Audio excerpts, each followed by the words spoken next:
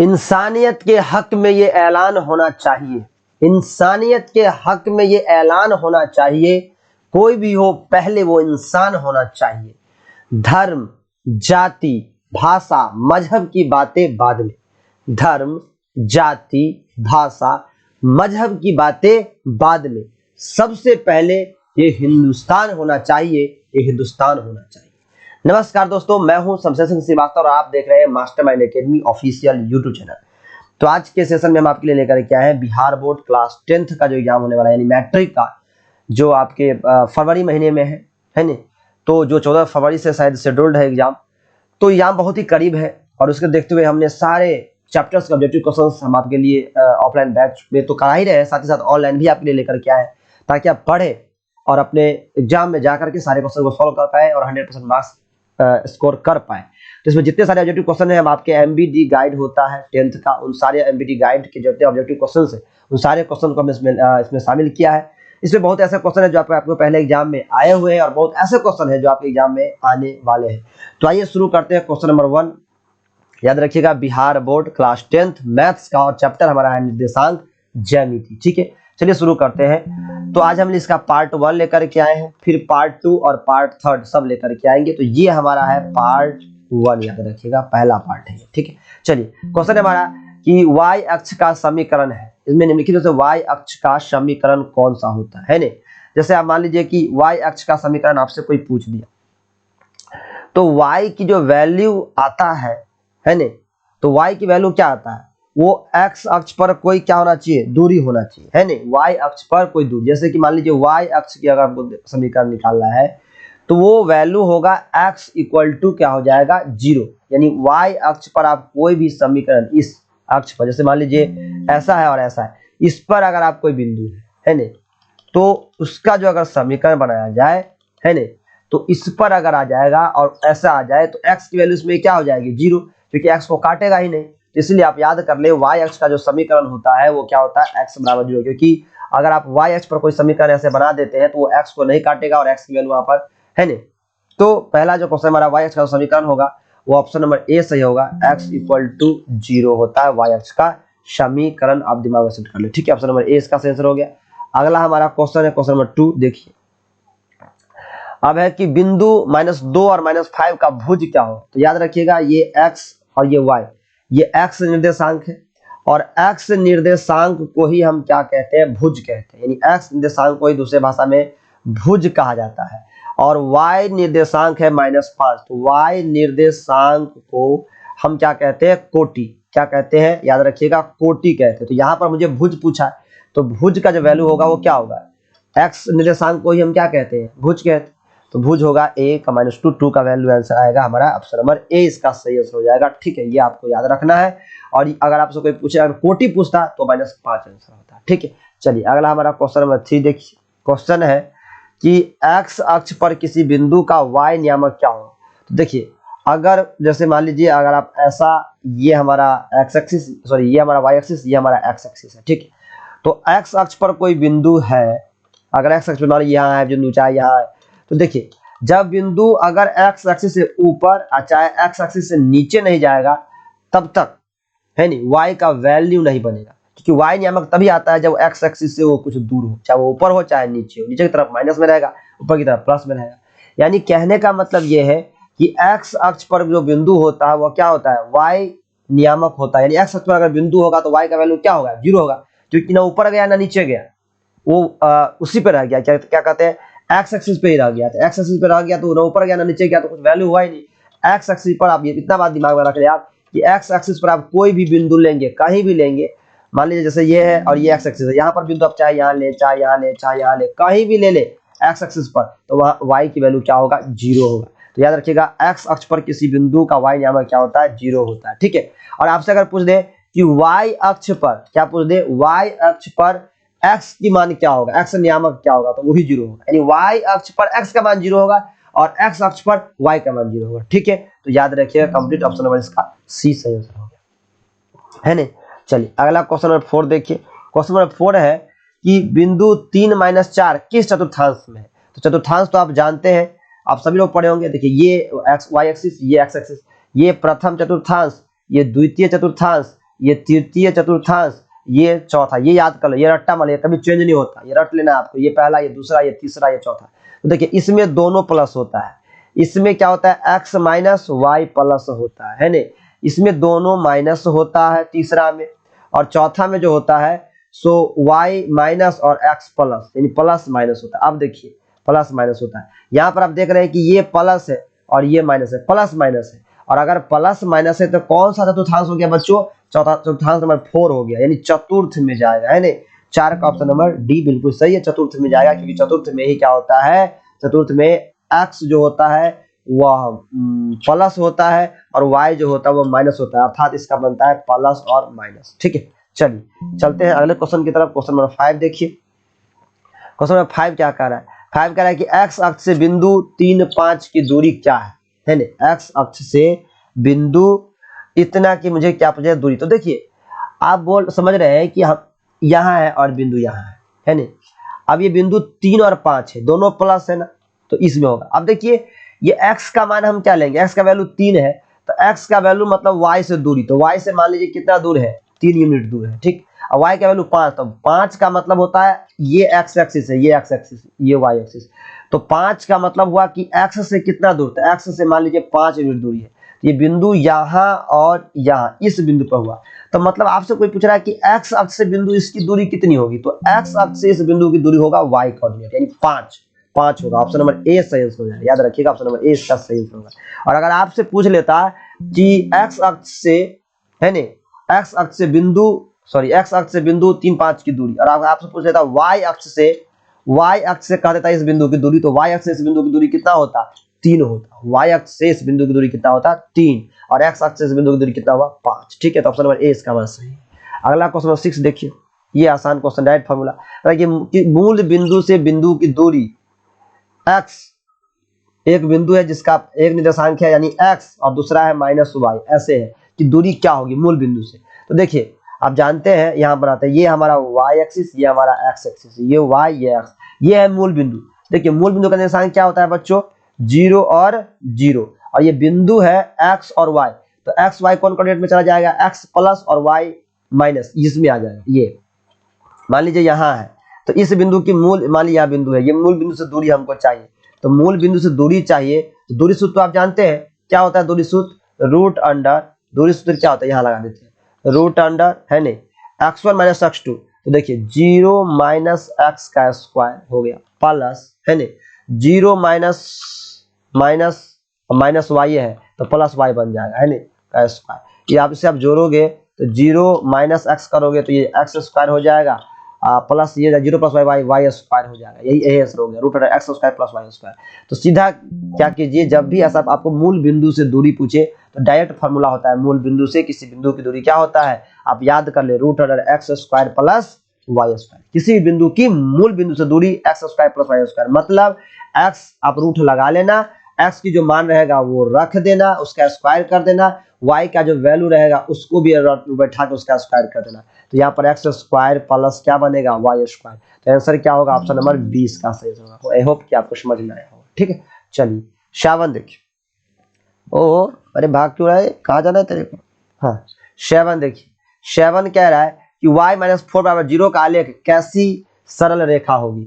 तो आप देख रहे हैं कि y माइनस 4 यानी y माइनस 4 बराबर 0 है, तो y की वैल्यू कितनी आई 4।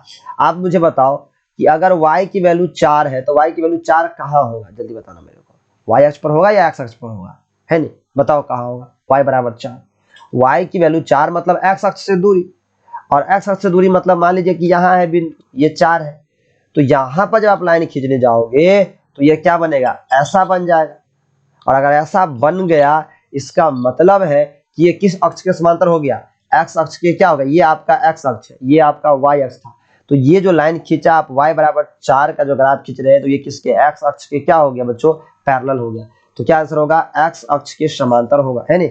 7 का ऑप्शन नंबर ए सही है, बिल्कुल ऑप्शन नंबर ए इसका सही आंसर है। अगला क्वेश्चन नंबर 8 देखिए, क्वेश्चन नंबर 8 कह रहा है कि बिंदु इतना और इतना को मिलाने वाली रेखाखंड के मध्य बिंदु का निर्देशांक। तो याद कर ले, अगर आपके पास 2 बिंदु है तो मध्य बिंदु का निर्देशांक, मान लीजिए मध्य बिंदु का x कोऑर्डिनेट हमको चाहिए, तो क्या करेंगे, ये हमारा x1 है, ये हमारा क्या है बच्चों x2 है, ये हमारा y1 है, ये हमारा क्या है y2 है।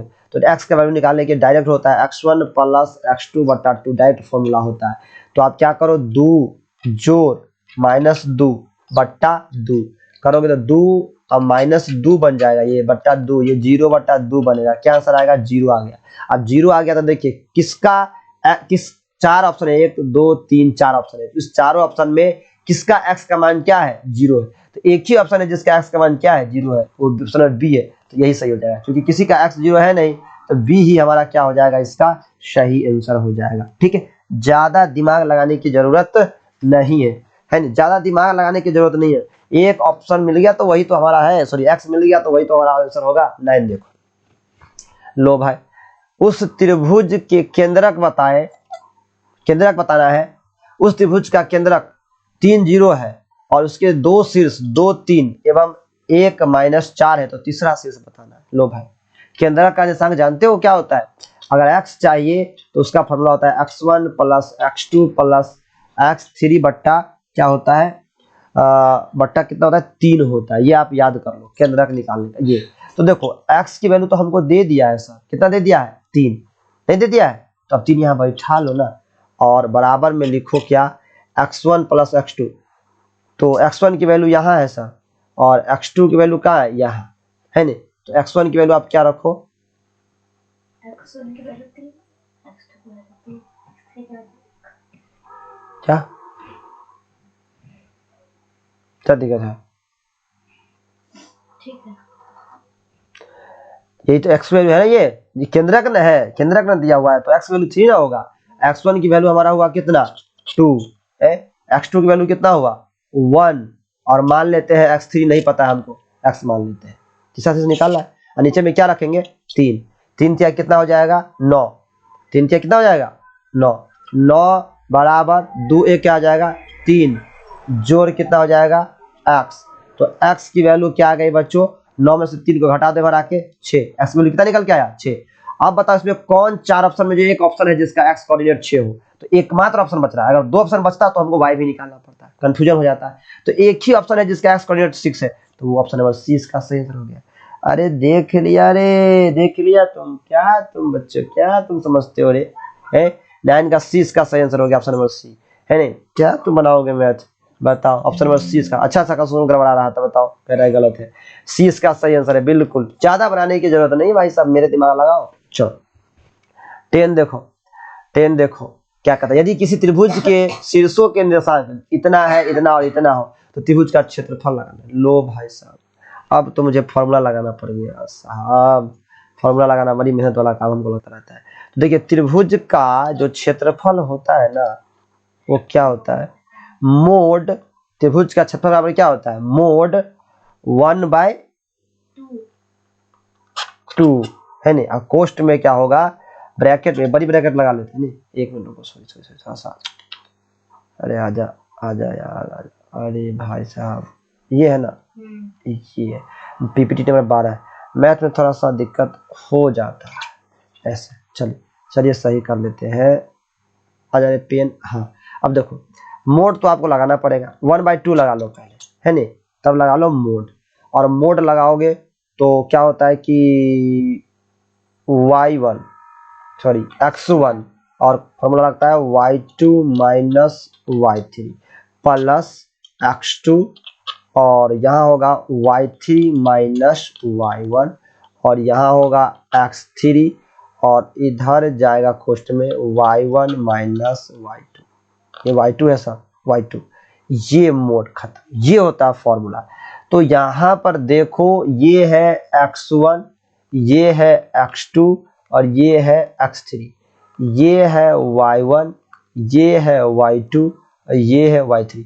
वैल्यू लगाओ सर, वैल्यू लगाओ जल्दी फटाफट, लगा देते हैं सर, 1/2 ऐसे डालो। x1 की मान बताओ 0, बताओ 0, अगर ये 0 आ गया, ये 0 आ गया, x1 अगर 0 आ गया तो पूरा 0 रहेगा कि नहीं आएगा, ये कोष्ट ये ब्रैकेट है ना, ये ब्रैकेट है ना सर, ये ब्रैकेट है, और x1 की वैल्यू 0 आ गया तो 0, खत्म करो। लो क्या साफ कर दिए, लो भाई साहब देखो x2 भी, x2 4 है, x2 4 है तो रखना पड़ेगा 4 इंटू y3 का मान कितना है बच्चों, 1 माइनस, y1 का मान कितना है सर 0, लो है ना। चलो एक बार और प्लस x3 तो 0 है तो ये भी 0, लो भाई देखो x3 क्या है, x3 क्या है 0, और x3 0 है तो ये पूरा पद क्या आ जाएगा 0, और जब ये 0 हो जाएगा तो ये भी 0, यानी क्या हो गया 1/2। और यहाँ देख रहे हैं हम हमारा मोड में क्या बच रहा है, मोड में कुछ नहीं बच रहा है सर, मोड में बच रहा है बस एक में से 0 जाएगा 1, 1 के 4 से गुणा करके 4, केवल 4 बच गया, तो यहाँ पर मल्टीप्लाई हो जाएगा 1/2 गुने 4, 2 से 2 दूनी 4 कट गया 2, आंसर आ गया। तो क्या आ गया हमारा ऑप्शन नंबर सी, इसका सही आंसर हो गया सी नंबर सही आंसर हो गया 2। ठीक है चलिए आंसर मिला लेते हैं थोड़ा सा, बिल्कुल सही है। चलिए 11 नंबर देखिए, 11 नंबर क्या है, बिंदु इतना और इतना के बीच की दूरी, लो भाई साहब 2 बिंदु के बीच की दूरी निकालना आता है, निकालने आता है ना, नहीं आता है ना। ये x1 है, ये x2 है, अरे साहब ये y, अरे कैसे लिख रहा है, अरे ये y2 है ना। तो चलो क्या होता है 2 बिंदु के बीच की दूरी, रूट अंडर डायरेक्ट फॉर्मूला है x1 माइनस x2 का स्क्वायर प्लस है ना, क्या होता है y1 माइनस y2 का स्क्वायर। अब कोई आदमी कहेगा x2 माइनस x1 का स्क्वायर, कोई फर्क नहीं पड़ेगा, वो तो स्क्वायर है ना, स्क्वायर है क्या दिक्कत पड़ेगा, स्क्वायर करना ना। आप चाहो तो x2 माइनस x1 का स्क्वायर लिख सकते हो, चाहो तो y2 माइनस y1 का स्क्वायर लिख सकते हो, कोई फर्क नहीं पड़ेगा, कोई फर्क नहीं पड़ेगा, नहीं पड़ेगा। तो देखो x1 की वैल्यू जल्दी से बता दो हमको बच्चों, -1 सर, x2 का वैल्यू कितना है -5, तो माइनस माइनस माइनस और -5 ऐसे है, इसको बड़ा ब्रैकेट में लगा लो, थोड़ा सा मजा आ जाएगा। ठीक है चलिए प्लस y1 का वैल्यू सर 3, अरे स्क्वायर लगा लेते हैं ना, लो ना y1 का कितना है 3 माइनस y2 का वैल्यू कितना है सर 7 का स्क्वायर। तो देखो अब इसको सॉल्व करोगे तो ये हो जाएगा कितना, फाइनली अगर मैं इसको सॉल्व करूं तो ये आएगा सर, ये -1 ही रहेगा, ये माइनस माइनस प्लस, तो +5 में से +5, देखो ये माइनस +5 है, -1 तो 4 का स्क्वायर क्या होगा बच्चों 16, ये प्लस 3 में से 7 जाएगा तो -4, -4 का स्क्वायर क्या हो गया 16, और 16 को हम कहते हैं कितना, सॉरी 32, अब 32 को हम क्या कहते हैं 4√2, 4√2 है ना, 4 का 16√2, 4√2, यही हमारा आंसर हो गया, ऑप्शन नंबर 20 का सही आंसर हो गया। ठीक है 11 का बी बिल्कुल सही आंसर है, चलो बी नंबर सही हो गया, ऑप्शन नंबर बी। अब है 12 नंबर क्वेश्चन देखते हैं, 12 नंबर क्वेश्चन देखिए क्या कह रहा है, 12 नंबर क्वेश्चन कह रहा है कि 2 बिंदु x1 y1 और x2 y2 के मिलाने वाले रेखाखंड को m/n में अंतर विभाजित करने वाले बिंदु के अनुसार क्या होंगे। डायरेक्ट फॉर्मूला है भाई साहब, mx2 + nx1 / m+1 my2, option number A इसका सही आंसर है। याद कर लीजिए, डायरेक्ट लड़ लीजिए, VBI है, VBI, एक ना एक क्वेश्चन आएगा आएगा आएगा, VBI रट लीजिए सीधा। ठीक है ऑप्शन नंबर ए सही है, ए।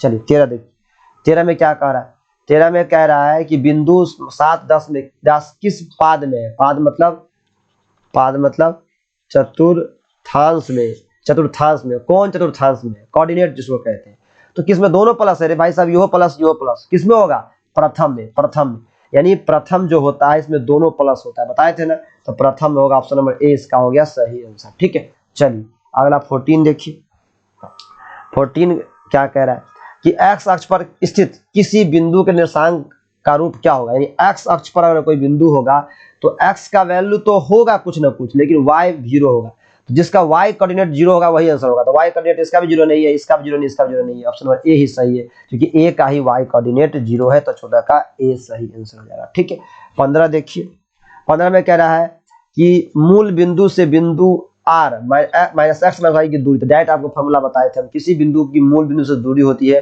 √x² + y², तो x की वैल्यू क्या बताओगे बच्चों -x का स्क्वायर, और y का वैल्यू क्या है y का y², जब इसको करोगे आप फाइनली तो क्या आएगा, ये √x² + y² ही आ जाएगा, है नहीं, तो आंसर हमारा हो जाएगा ऑप्शन नंबर ए ही इसका सही आंसर हो जाएगा, ए याद रखिएगा, ए सही आंसर है। ठीक है चलिए 16 देखिए, क्वेश्चन नंबर 16 क्या कह रहा है, 16 कह रहा है कि बिंदु इतना और इतना के बीच की दूरी क्या है, फिर वही बात है, तो बिंदु इस दोनों बिंदु यानी PQ मुझे निकालना है, PQ निकालना है, तो ये x1 है, ये x2 है, ये y1 है, ये y2 है नहीं, डायरेक्ट फॉर्मूला लगा लीजिए, लाइक फॉर्मूला लगा लीजिए, क्या होता है फॉर्मूला x2 - x1 का स्क्वायर, इस बार उल्टा लगा देते हैं फॉर्मूला ताकि आपको क्लियर हो जाए, plus √x² y2 sorry root under कहाँ से, ओहो y2 माइनस y1 का रूट अंडर नहीं है सर। ठीक है, चलो अब लगा लो फार्मूला, लगा दो फार्मूला लगाओगे तो x2 की वैल्यू कितनी है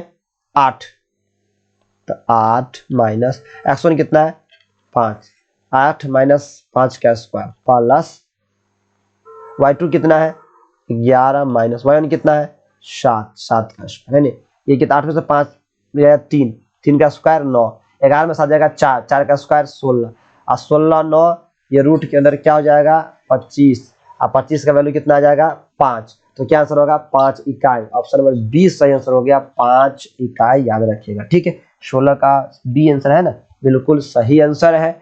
अगला क्वेश्चन नंबर 17, देखिए 17 क्या कह रहा है, 17 कह रहा है कि रेखा y बराबर 4 का आलेख निम्न में से किस बिंदु से होकर गुजरेगी, है नहीं। तो देखिए y बराबर 4 है तो y का वैल्यू 4 है ना, अब y का वैल्यू अगर 4 है, मान लीजिए y का वैल्यू अगर 4 है, तो उसका मतलब क्या हुआ कि अगर y बराबर 4 है तो मतलब वो x का वैल्यू है, क्योंकि ये x से कितना दूर है, देखिए ये x एक्सिस से कितना दूर है, यहाँ तक है। तो 17 का जो सही आंसर हमारा बनेगा वो इसमें दूसरा कोई वो सॉरी y बराबर 4 है तो y का वैल्यू वहां पर कितना होना चाहिए 4, क्योंकि देखिए अगर y की वैल्यू यहाँ पर हमारा दिया हुआ है, एक बार आप सोच कर देखना जरा, हम समझाते हैं थोड़ा सा, बच्चा कंफ्यूजन होगा इस क्वेश्चन में, क्योंकि कंफ्यूजिंग क्वेश्चन है, क्योंकि ये y एक्सिस है, मान लीजिए ये x है, डिटेल में समझ लिए थोड़ा सा टाइम दे करके। क्या कर रहा है y बराबर 4 का आलेख, मतलब y बराबर 4 का आलेख निम्न में से किस बिंदु से होकर गुजर सकती है, और ऑप्शन आपके पास 4 है, इनमें से कोई नहीं भी है।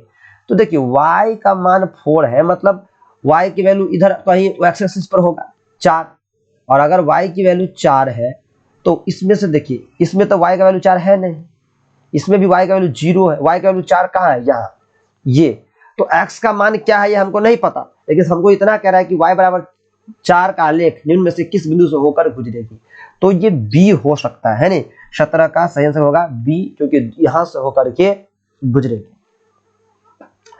2-4 से होकर के गुजरेगी। ठीक है, क्योंकि बाकी और कोई हमारा ऑप्शन बन नहीं रहा है। ठीक है, तो चलिए आज, क्योंकि इस चैप्टर में टोटल क्वेश्चन है 51 क्वेश्चन है, तो इस 51 क्वेश्चन का सोल्यूशन आपने सॉरी क्वेश्चन में 17 का क्वेश्चन हमने देखा, यानी प्रत्येक पार्ट में हम 17 क्वेश्चन देखेंगे, 3 पार्ट में हमने इसको बांट दिया है, क्योंकि बहुत लंबा वीडियो हो जाता है, आपको भी देखने में बहुत समय लग जाता है। तो पार्ट 2 में फिर पार्ट 3 में हम सारे क्वेश्चन को सॉल्व करेंगे। इस क्वेश्चन में 17, इस पार्ट में 17 क्वेश्चन है। तो चलिए मिलते हैं नेक्स्ट क्लास में पार्ट 2 में, तब तक के लिए बाय बाय, टेक केयर, पढ़ते रहिए और समझते रहिए, सारे क्वेश्चन को सीखते रहिए। तब तक के लिए बाय बाय, टेक केयर, जय हिंद जय भारत।